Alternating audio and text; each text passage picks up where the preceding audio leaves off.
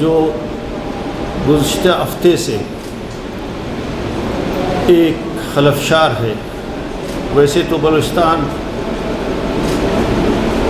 میں مشرف کے لگائے ہوئے جو آگ کی وجہ سے گزشتہ 22-23 سالوں سے ایک خلفشار بے چینی، روز ہڑتال، فائرنگ، گرفتاریاں، ہراساں کرنا، لوگوں کو لاپتہ کرنا، یہ سلسلہ جاری و ساری ہے۔ لیکن گزشتہ ایک ہفتے سے بالخصوص بلوچستان میں ایک خلفشار کا جو ماحول پیدا ہوا ہے، میں سمجھتا ہوں اس کا ذمہ دار براہ راست ریاست اور موجودہ غیر سیاسی و غیر سنجیدہ حکومت ہے، کیونکہ اس حکومت میں شامل وہ لوگ ہیں جو اس خلفشار کے بینیفیشریز ہیں۔ بلوچستان میں اگر امن ہوگا، بلوچستان میں سیاست ہوگی، بلوچستان میں سیاسی جماعتیں مستحکم ہوگی، بلوچستان میں خوشحالی ہوگی، تو ان سے کوئی مولی نرخ بھی نہیں پوچھے گا۔ یہ بینیفیشریز ہیں اس خلفشار کے، جیسے یا خراب موسم میں مٹی کے دھول میں خوش ہے کہ جلدی سے آسانی سے شکار کر لیتا ہے۔ تو یہ جو خلفشار ہے یہ کسی اور کا پیدا کردہ نہیں ہے، یہ خود حکومت کا پیدا کردہ خلفشار ہے۔ یہ دنیا کے اندر انوکھا واقعہ ہے کہ 2 دنوں سے سرکار نے خود پہیہ جام ہڑتال کر رکھا ہے۔ بلوچستان کی تمام قومی شاہراہیں حکومت نے خود کنٹینر لگا کر بند کر دیا ہے،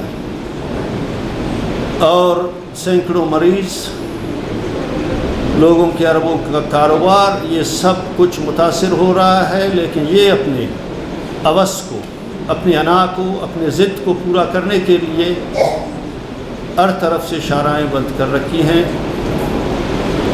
گزشتہ روز جو مستونگ میں واقعہ پیش آیا وہ بھی اپنی نوعیت کا ایک انوکھا واقعہ ہے۔ اس ملک میں بہت سارے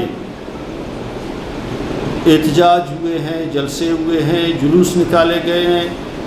بالخصوص جب بے نظیر بھٹو شہید ہوئیں تو آدھا سندھ جلا دیا گیا، گاڑیاں جلا دی گئیں، ایک گولی بھی نہیں چلی، ایک لاش بھی نہیں اٹھایا گیا۔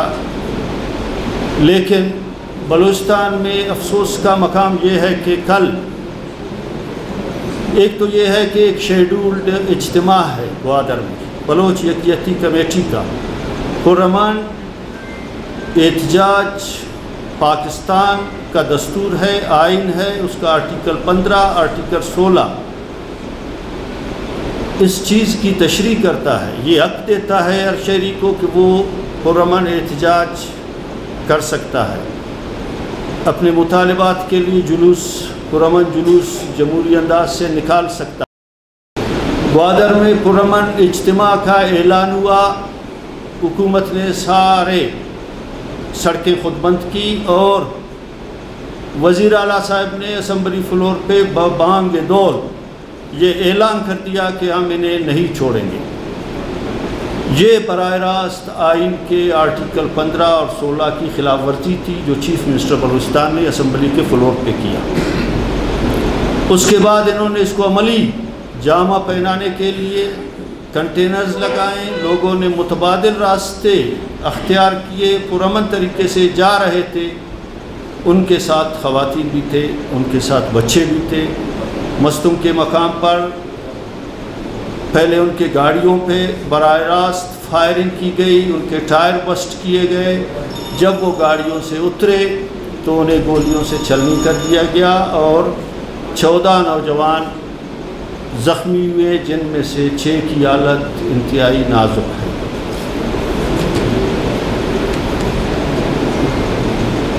اور وزیر اعلیٰ صاحب نے یہ بھی کہا، اور سرکار کا موقف یہ بھی تھا کہ ہم گوادر میں کسی صورت اجتماع کے لیے نہیں چھوڑیں گے.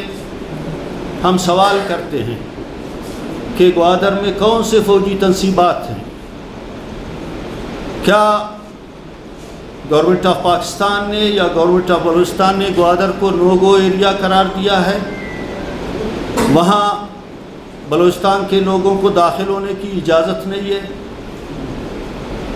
یہ عجیب حکومت ہے اور عجیب غیر سنجیدگی ہے کہ ایک علاقے کو آپ بزنس ہب ڈکلیئر کرتے ہیں اور پھر اس کو نو گو ایریا بناتے ہیں.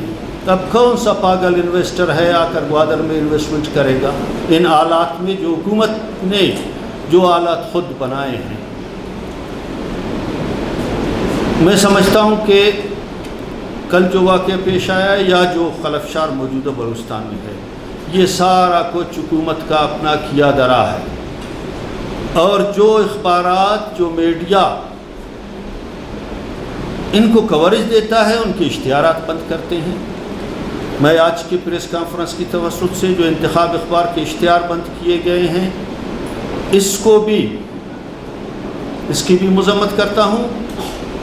اور نیشنل پارٹی سمجھتی ہے کہ پورے بلوچستان میں عملاً سول مارشل لا نافذ ہے. مارشل لا کے دور میں بھی اس طرح نہیں کیا گیا کہ لوگوں کو گاڑیوں سے اتار کر گولیوں سے چھلنی کی جائے. مارشل لا میں بھی اس طرح نہیں کیا گیا کہ 10 وزراء اور اراکین اسمبلی کا جمعہ کے خطبے کی طرح ایک بیان بنا کر اخباروں کو دیا جائے، ایک ہی متن، ایک ہی مضمون کی یہ خبر چھلا لو. یہ سب ہم جانتے ہیں کہاں سے ہو رہا ہے، کیوں ہو رہا ہے، کیوں کیا جا رہا ہے. کٹ پتلی حکومت فارم 47 کے ذریعے مسلط کیا گیا، اور صرف اس لیے مسلط کیا گیا کہ بلوچستان کے آلات کو مزید خراب کیا جائے. عزیز صحافی دوستو، یہ سارا خلفشار جو آج بلوچستان میں ہے، اس کا بنیادی وجہ لاپتہ لوگ ہیں، مسنگ پرسنز ہے. مسنگ پرسنز کا مسئلہ نہ صرف بلوچستان بلکہ اب تو قومی اور بین الاقوامی مسئلہ بن چکا ہے. انسانی حقوق کے تمام ادارے پاکستان سے مطالبہ کر رہے ہیں کہ لوگوں کو مسنگ مت کرو، لوگوں کو لاپتہ مت کرو. جب تک لاپتہ افراد کے مسئلے پر سیاسی اور عسکری قیادت سنجیدہ نہیں ہوں گے، بلوچستان میں یہ خلفشار ختم نہیں ہوگا.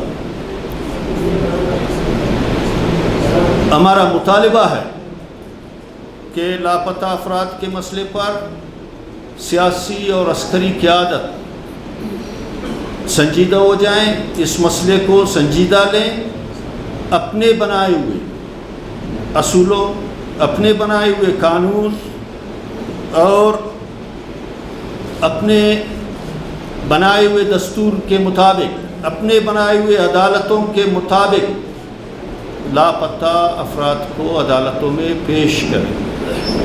اگر ان پہ کوئی الزام ہے انہیں سزا دیں. بصورت دیگر یہ خلفشار روز بروز بڑھتا جائے گا. سیاسی عدم استحکام پہلے سے ہے، معاشی طور پر ملک پہلے سے بدترین بحرانوں کا شکار ہے. خارجی طور پر پاکستان پوری دنیا میں تنہا ہو چکا ہے، اور داخلی طور پر دانستہ اگر اس طرح کے حالات پیدا کیے جاتے ہیں تو مشکلات میں مزید اضافہ ہو جائے گا.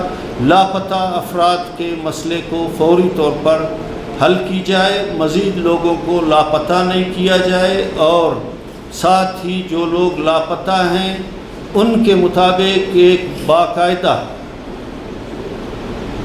ایسا رپورٹ جس پہ لوگ اعتماد کریں. یہاں کمیشنز بنے، یہاں جوڈیشل کمیشن بنے، لیکن لاپتہ افراد کے لواحقین کا ان پہ کوئی اعتماد نہیں ہے. انہوں نے اعتماد کھو دیا ہے. ایک جامع رپورٹ لے آئیں، کتنے لوگ ان کے پاس ہیں، کتنے لوگ لاپتہ ہیں۔ یہ بیان بازی سے یہ مسئلہ حل نہیں ہوگا، انکار کرنے سے یہ مسئلہ حل نہیں ہوگا، انکار کرنے سے، کہنے سے اگر یہ مسئلہ پاکستان کے یہ مسئلے حل ہو جاتے تو آج تمام مسئلے حل ہوتے۔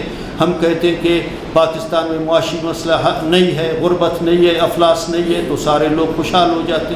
کہنے سے کچھ نہیں ہوتا جب تک عملی اس پہ کوئی اقدام نہیں کیا جاتا ہے۔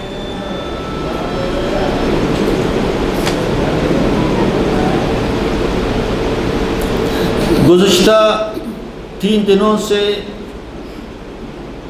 3 MP او 16 MP او کے تحت 300 سے 400 لوگ کوئٹہ کے مختلف علاقوں سے، بلوچستان کے مختلف علاقوں سے گرفتار کیے گئے ہیں۔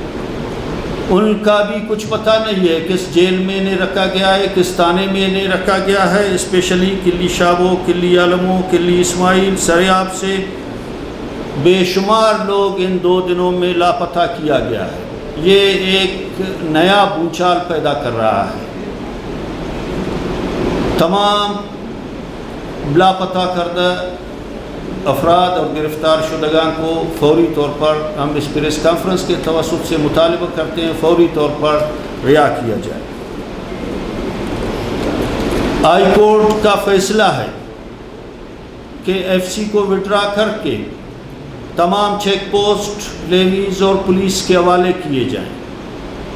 ہمارا مطالبہ ہے کہ ہائی کورٹ کے فیصلے پر منوان عمل درآمد کرتے ہوئے FC سے کسٹم، پولیس، لیویز کے اختیارات واپس لے کر تمام غیر ضروری چیک پوسٹ ختم کر کے FC کو کیمپوں تک اور بارڈر تک محدود کر کے سول ایڈمنسٹریشن کو یہ اختیارات دیے جائیں اور ہائی کورٹ کے فیصلے کی وائلیشن نہیں کی جائے، اس پہ منوان عمل درآمد ہو۔